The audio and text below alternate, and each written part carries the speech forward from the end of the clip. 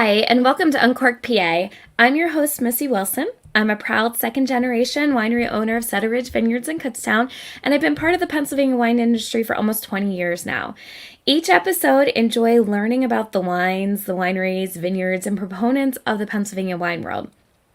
Today, we're actually going to celebrate the holidays with fun wine cocktails, and then we're going to look back on 2022, all the people we've talked to, the wineries we've visited, and fun things that we've learned throughout the year. Throughout all that we've covered over the past year, one of the best resources for your Pennsylvania wine needs is the Pennsylvania Winery Association's website at pennsylvaniawine.com. Not only can you find information about all the wineries located within the state, but there's also some really great tools, including a create your own itinerary, amazing videos and articles.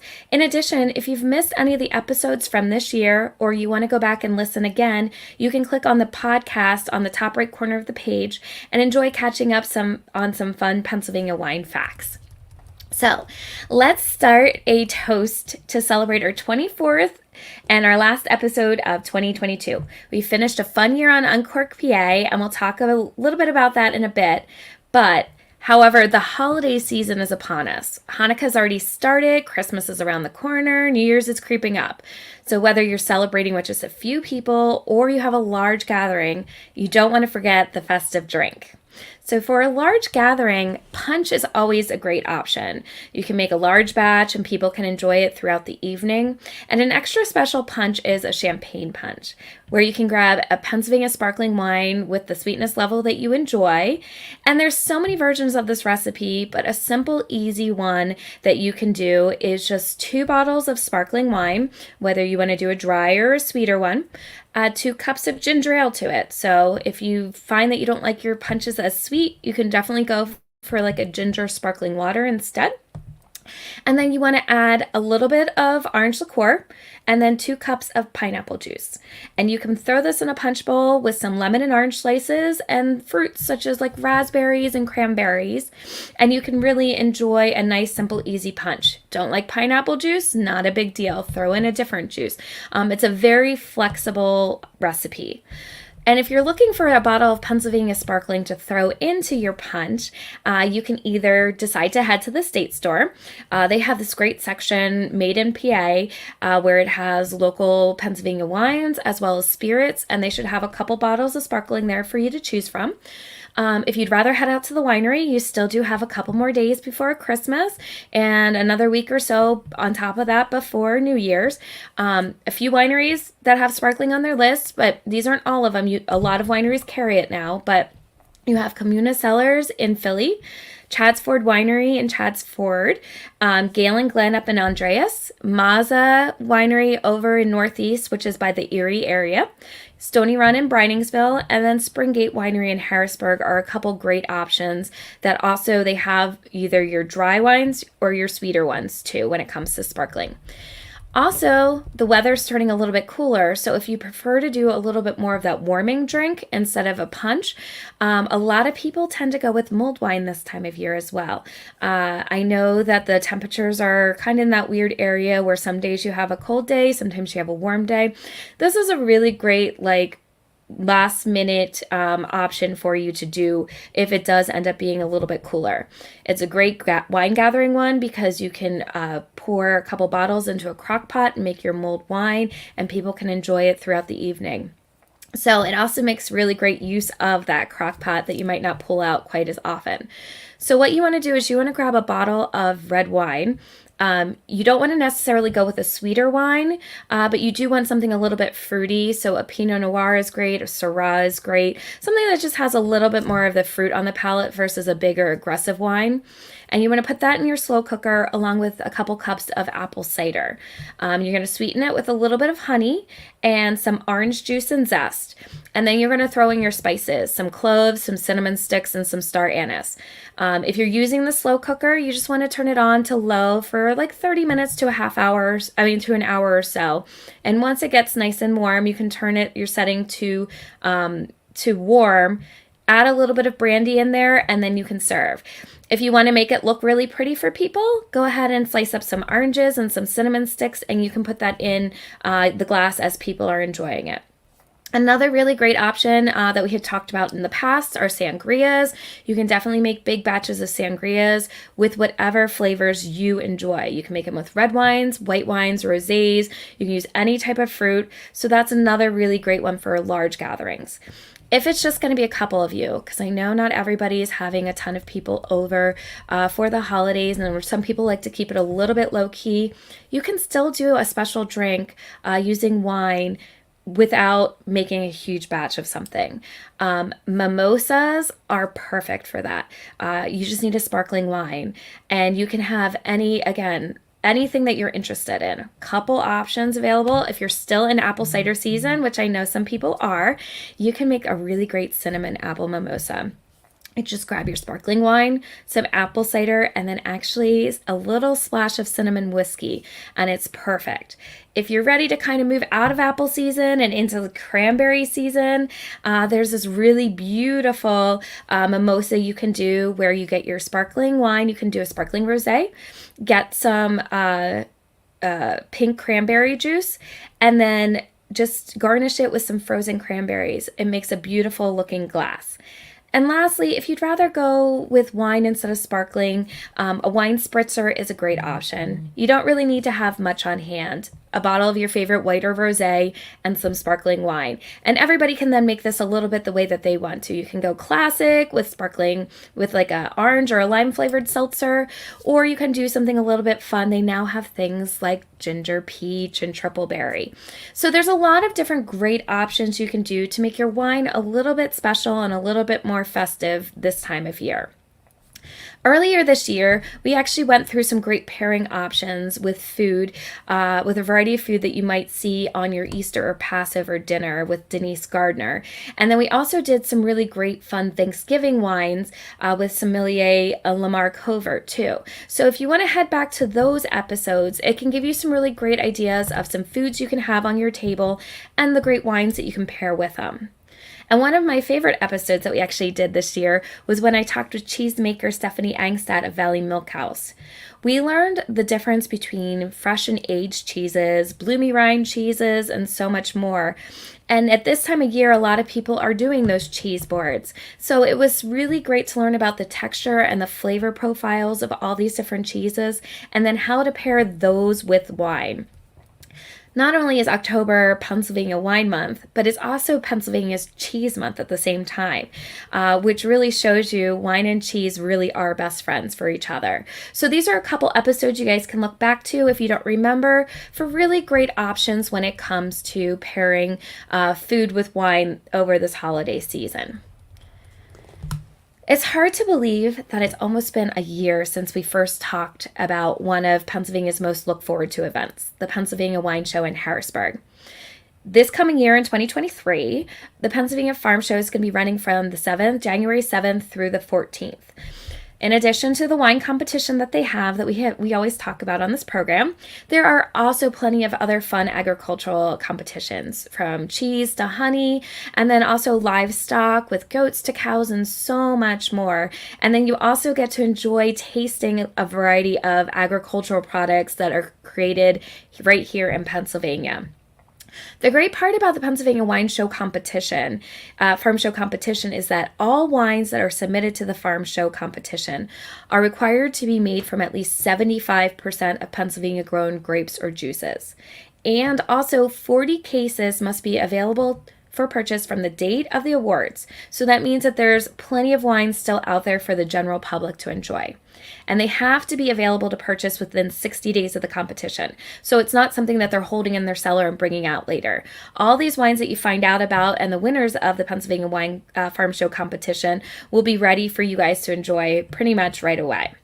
So you'll be able to check out the winners of the 2023 Farm Show in about a month or so. But if you're looking to grab something fun for Christmas or New Year's, we can take a look back at 2022's winners, and there may be some of these still left on the shelf. If this particular vintage that won the Farm Show isn't available, they probably have a newer vintage of a similar wine that you can enjoy. So Armstrong Valley Winery was actually the winner of the Best in Show for dry reds. It also got a double gold and a best hybrid for their 2019 Chamberson. Armstrong Winery is located in Halifax, which is just a little bit north of Harrisburg. And in addition to the Chambourcin, they produce a variety of dry whites and reds, including Riesling and Cab Franc. If you like things a little bit sweeter, they also have a variety of fruit wines in addition to some semi-sweets, whites and reds, including Niagara, Moscato, and so much more. If you prefer the white route, you should check out Crosswind Winery at Hershey. In 2022, they won for Best Finifera for their 2020 semi-dry Riesling. Whether you like the dry or something sweeter or something in between, Crosswinds does have a wine that you'll enjoy that's made from grapes grown in their 25-year-old vineyard.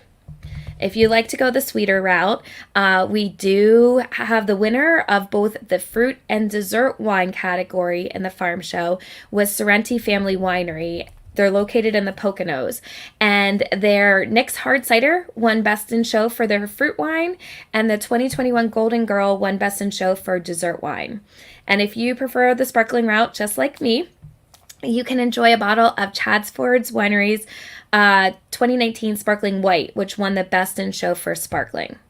So not only did we talk about the Pennsylvania Wine Farm Show competition, which happens in January, a second great wine competition that we have is, with the results being released in October, just in time for Pennsylvania Wine Month, is a Pennsylvania Winery Association Sommelier Judgment. So we talked a little bit about the competition and how it's set up and why it was set up with Scott Zaccarillo earlier in October, where he began this program, this judgment. And it's a little bit different because the people that are judging the wines are sommeliers and restaurant owners and people who are in the industry, the wine industry, that are the judges. Again, similar to the farm show, the wines need to be produced from Pennsylvania grown grapes, so you know that the wines are indicative of what can be made in this amazing state. They have to also be current releases, so you know that they're available for purchase. So these wines were judged in October, so these might be more recent and still on the tasting list at the wineries. The Best in Show in 2022 was awarded to Bellaterra's 2019 Estate Merlot. And Bellaterra's main winery is located in Hunker, just a little bit southeast of Pittsburgh. And they also recently purchased Briar Valley Vineyards located in Bedford, which is south central Pennsylvania. And you can visit their website at bellaterravineyards.com for more additional information on their winner, the 2019 Merlot, or additional wines that they have. The Best Red was awarded to Armstrong Valley's 2019 Cab Franc. So not only did Armstrong Valley place well in the farm show, but their wines also shined during this year's Somm Judgment as well. You can also enjoy Galen Glen's 2020 Riesling as a Best White. They're known a little bit more for their German and Austrian wines, and they're located just a little bit south of Jim Thorpe, and you can get their information at galenglen.com. And if you're looking for that sparkling wine, Chadsford won with their Sparkling Semillon. So also a winner at the farm show for their sparkling. It's a great option if you're looking for a little bit of bubbles going on. And lastly, if you prefer hybrids, Galen Glen won with their 2020 Chambourcin, and you can include that in while you're trying to figure out some wines you want to serve for your holidays.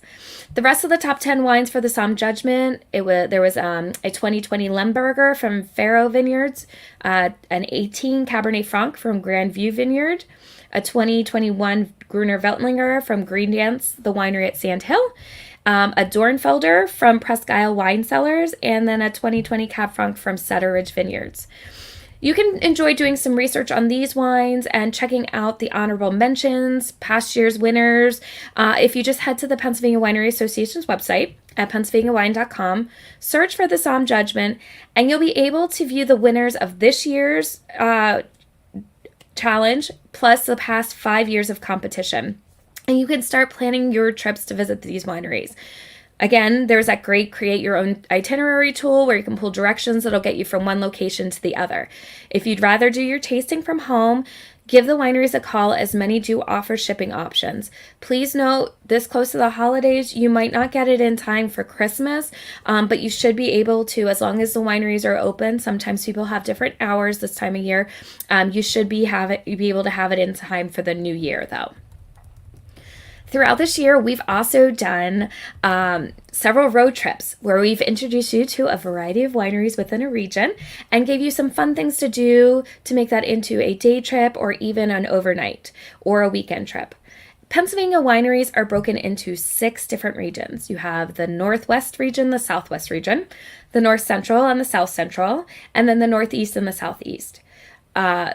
You can find a copy of this invaluable booklet, which is a winery guide that's about 50 pages long on PennsylvaniaWine.com. It contains all the information about wineries throughout the state. You have great information about the variety of grapes grown here, wine terminology, and so much more. You can either use that guide, the online copy at PennsylvaniaWine.com, or if you'd rather have a physical copy, they do have a location that you can click that you can request to have a copy sent to you. It's an invaluable tool, and it can help you really research wineries that are in the area close to where you're interested in visiting or close to where you are, where you live. So for our road trips, we actually started in the Northwest region, which is home to some of the oldest wineries in Pennsylvania. We talked to Joel Wolf at Conduit Cellars, which has been making wine for about 40 years, as well as Bob Green at Presque Isle up in Erie, which is also one of the oldest wineries within the state. And then while we were up in Erie, we also talked to Mike Yori of Yori Cellars. If you plan on heading out to the state, these are a few great wineries to check out, especially because they have some really great outdoor locations that you can enjoy nearby. When we moved into the Southwest region, this is when we got to talk a little bit more about hybrid grapes. We talked to Greg Winslow of Winslow Winery, and he explained why planting hybrid grapes in his vineyard was a much better choice for his location. Hybrid grapes include Chambourcin, Vidal Blanc, Céval, and so many more. And when he was talking about why hybrids worked well for him, we also talked to Kane Hickey, who is the state viticulturist, who explained a little bit more about hybrids and vinifera. So if you want to get a little bit more information on how hybrids and vinifera differ a little bit and why some might work better than others in different ranges and areas where they're grown, I would definitely recommend going back to episode 4 and learning a little bit more of that. Then we headed over to the North Central region, and when we were there, we did a fun trip to the Lewisburg area. There's several great wineries in that region to visit, including Faro Winery and Shade Mountain Winery and Vineyard. And then we also learned about the great places that you could add into your trip while you were there. And the Susquehanna River Valley is perfect for antiquing, a lot of outdoor activities, including kayaking and biking, great family-friendly events if you want to pull it into a trip with your children, restaurants, and so much more. And then we headed a little bit further south of there, and we ended up in Hershey, which is not only home to the Hershey-Harrisburg Wine Country Wine Trail, but it's also home to a sweets trail, where you can enjoy picking up great sweet treats throughout the Hershey area. After visiting a few wineries, including Waltz, you can pick up a couple treats to enjoy with your wine. If you're planning that girls' trip, there are plenty of spas to enjoy in the area. If you're hanging with the guys, you can pick up a baseball game and hit up a couple breweries along with the wineries. And you can also make your kids happy on this trip with Hershey Park, and then there's also Lake Tobias Wildlife Park. And although it's getting colder, now is actually a perfect time to go visit the northeast region of the state. The Endless Mountains Visitors Bureau hosts small town Christmases throughout the region. And in addition to enjoying that, you can also enjoy a wide variety of outdoor winter sports, from downhill skiing to cross-country skiing, snowmobiling, snowshoeing, and so much more. And while you're in the area enjoying all that the Northeast region has to offer, definitely stop by Grovedale Winery in Wyalusing. And then we headed down to the Southeast region of Pennsylvania, and it's the host to a large amount of wineries. You could spend a weekend at a different winery each weekend and not hit them all up within a year. We enjoyed visiting Bucks County, and we stopped at Paradox Vineyard. And if you're a foodie, this is actually the perfect place for you to visit. There are so many farm-to-table restaurants in this area, and Kennett Square also has this amazing mushroom festival to enjoy. In addition to the 6 wine regions throughout the state, Pennsylvania also has 10 wine trails. We visited the Susquehanna Heartland Wine Trail and the Brandywine Valley Wine Trail on air. But don't miss out on the other wine trails that the state has to offer. If you're on the western part of the state, you can enjoy Lake Erie Wine Trail. There's the Southwest Passage Wine Trail. Hershey-Harrisburg has one as well. As you go north, there's the Pocono Wine Trail, the Lehigh Valley Wine Trail, Berks County Wine Trail, Bucks County Wine Trail, and Montgomery County Wine Trail. You can find out where all these trails are located in addition to the wineries that are on each trail by heading to PennsylvaniaWine.com, and then you just click on the wine trails tab at the top of the page, and then it'll show you where each one is located. In addition to, if you click on the wine trail, it'll take you to the website where you can see all the wineries that you can enjoy while visiting that wine trail. You can utilize our travel episodes to help plan your PA wine road trip, or you can create your own. Make sure you take a look at the map on the website, find an area you're interested in visiting, and reach out to the local visitors bureau in that area. They're a great help, and they can give you some information on other attractions besides the wineries, great restaurants to eat at, B&Bs to stay at, and so much more to add to your vacation while you're enjoying the variety of Pennsylvania wine. Throughout the year, we also loved introducing you to various wine varietals and types of wines. Although the year can be spent celebrating wine, there are several fun wine celebrations scattered throughout the year. So if you want to mark your calendar now, you can celebrate every one of these fun days. National Riesling Day is March 13th. In 2023, you can enjoy Chardonnay Day, National Chardonnay Day on May 25th. We have National Rosé Day on June 13th. National White Wine Day is celebrated on August 4th. Pinot Noir we celebrate on August 18th. November 7th is a perfect time to celebrate Merlot on National Merlot Day.